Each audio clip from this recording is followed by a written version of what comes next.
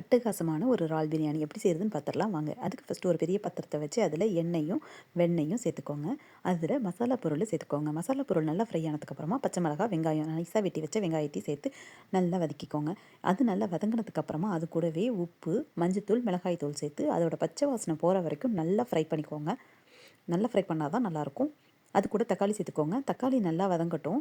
அது வதங்கிட்டு இருக்கும்போதே இன்னொரு பேனில் இறால் கூட மஞ்சத்தூள், உப்பு, இஞ்சி பூண்டு பேஸ்ட்டு சேர்த்து நல்லா தனியாக ஃப்ரை பண்ணி வச்சுக்கோங்க. இப்படி செய்யும்போது இன்னும் டேஸ்ட் ரொம்ப சூப்பராக இருக்கும். தக்காளி நல்லா வதங்கினதுக்கப்புறமா அதில் நல்லா தண்ணி ஊற்றி கொதிக்க விடுங்க.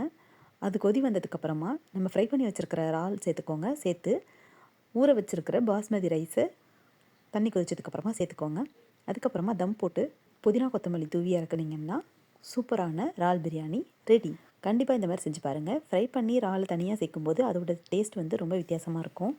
இறாலை நீங்கள் தனியாக ஃப்ரை பண்ணி சேர்க்கறதுனால கவுச்சி ஸ்மெல் இல்லாத நல்லாயிருக்கும். உப்பு காரமும் நல்லா ஏறி இருக்கும் இறாலில். பிரியாணி சூப்பராக ரெடி ஆகிடுச்சு. இந்த வீடியோ உங்களுக்கு பிடிச்சிருந்துச்சுன்னா கண்டிப்பாக லைக் பண்ணுங்கள், சப்ஸ்கிரைப் பண்ணுங்கள். பாய்.